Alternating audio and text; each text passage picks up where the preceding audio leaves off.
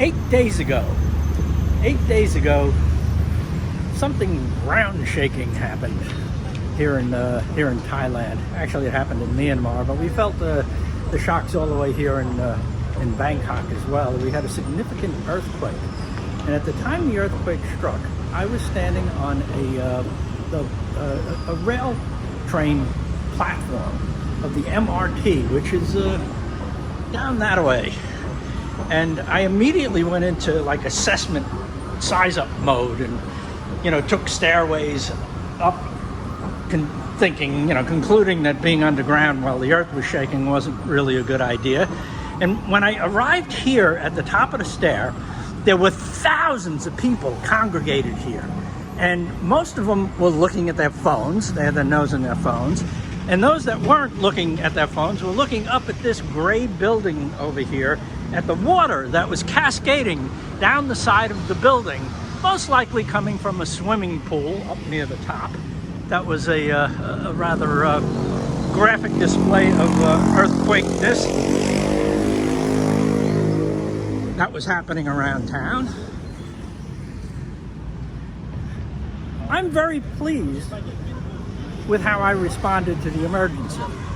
This particular place in Bangkok, it's a little bit quiet now, but that intersection down that way is known as Asok.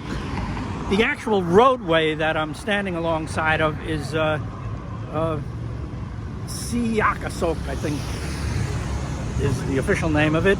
But if you say Asok to anybody who's been in Bangkok for a while, they'll know the region that you're talking about, and that's right here. Bangkok's a funny town. If you say, where's downtown Bangkok, there's actually 3 places in Bangkok that would qualify as a cluster of urban downtownness, and this is one of them, Asok. There's a lot of big hotels here, entertainment zones. That's a euphemism for a collection of bars and whorehouses. There's a big one right behind me on the other side of the street called Soy Cowboy. But on a Friday afternoon when the earth shook, I guess it's about 1:30 in the afternoon, it was mostly business people in the area. There are a lot of business buildings here as well, and people were evacuating rapidly. And this sidewalk that I'm walking along now was virtually impassable, because, as I said, people come out, and if they weren't looking at the water cascading off the top of that big old gray building, they were trying to contact somebody on their phones. We have become a global culture that is very much attached to our digital gizmos, and that's not necessarily a bad thing. I think that there's more good than bad that comes out of it. But what those digital gizmos, I'm filming with one right now, they are very useful, and but they distract us. They have us focused on our digital gizmos rather than our environment, where we are, where we are in the world. And that was happening big time during the earthquake. It wasn't happening to me. What happened to me is I went right into size up mode. What I mean by that is, most of you who watch my videos for a while now know that I was once a firefighter and a lieutenant with the New York City Fire Department. Did that for 20 years. I was a lieutenant when I retired. And I had worked the last 13 years at Engine Company 5, one of the busiest engine companies in the world. And I was good at it. I loved it. Me and my boys did a lot of good in that profession. And I was very proud of it, with good reason. It's a profession to be proud of. But one of the automatic things that have become ingrained in me, part of my identity, was when crazy stuff happens, I get calm. And I assess things. I make assessments.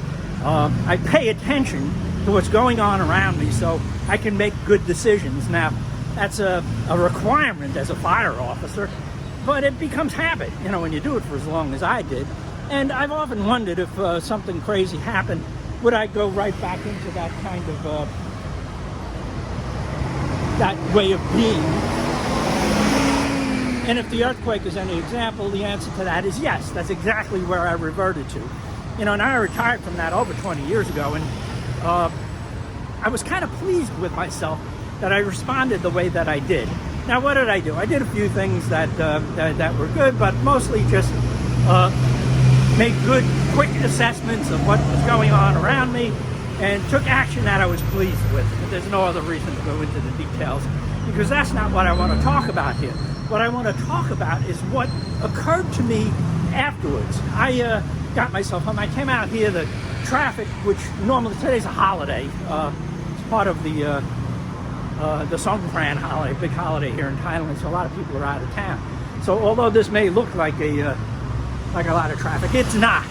On a Friday afternoon, on a normal Friday afternoon, traffic comes to a halt here. On a Friday afternoon during an earthquake, the entire city was gridlocked.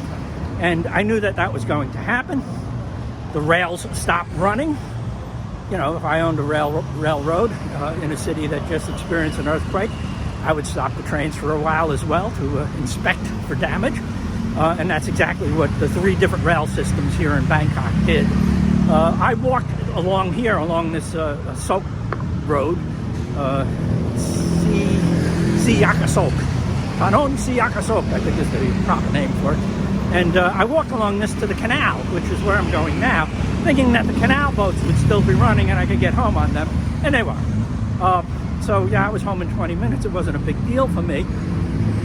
But what happened is the story that wow, almost fell down there.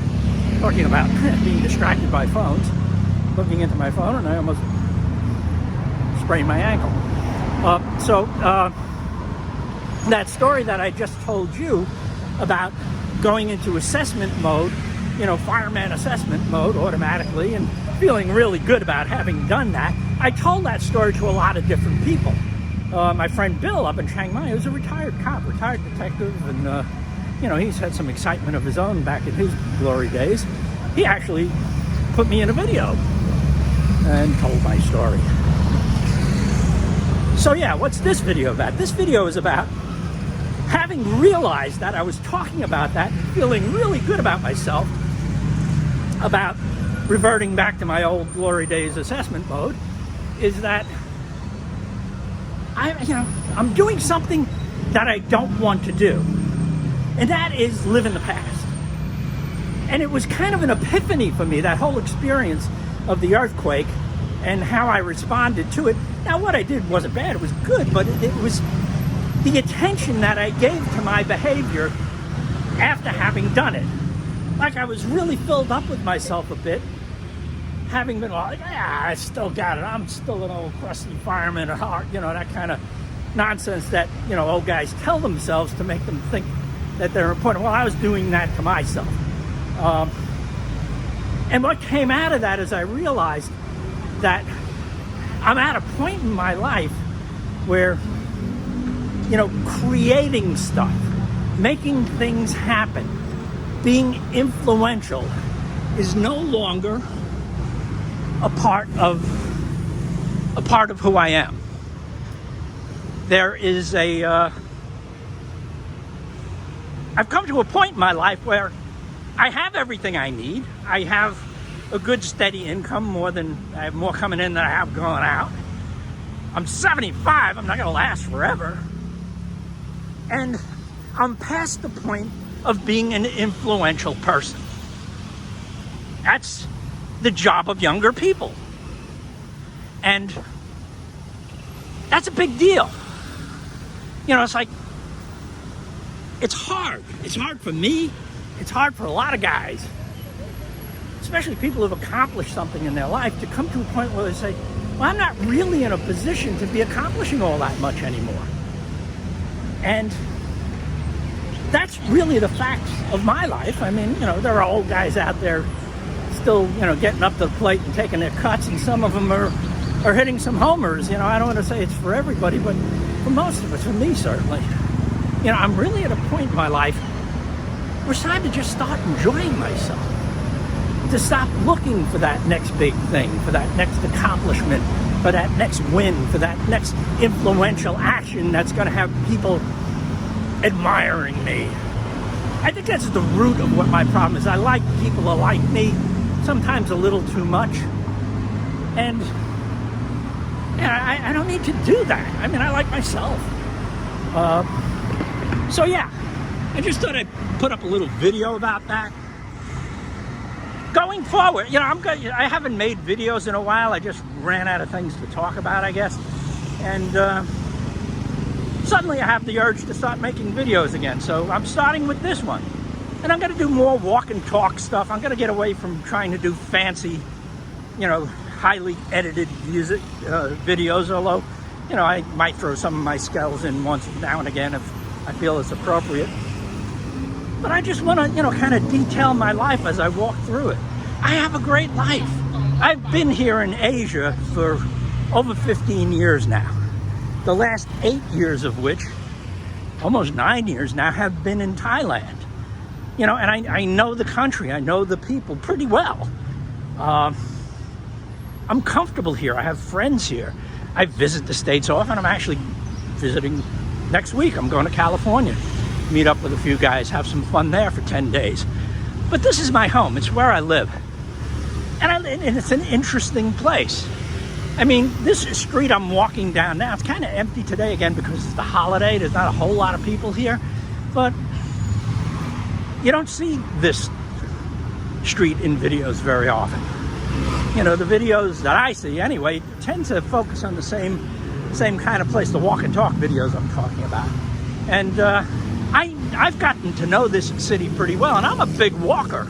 So I'm going to do more videos like this where I'll just tell stories and point my camera at what's going on in front of me. A little bit noisy, as you can hear, with the traffic zooming up and down. It's funny, when the traffic is all clotted and not moving, it makes less noise because the motorbikes can't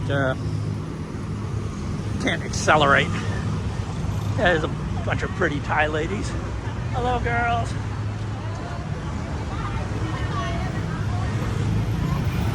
It's a friendly place, old Bangkok.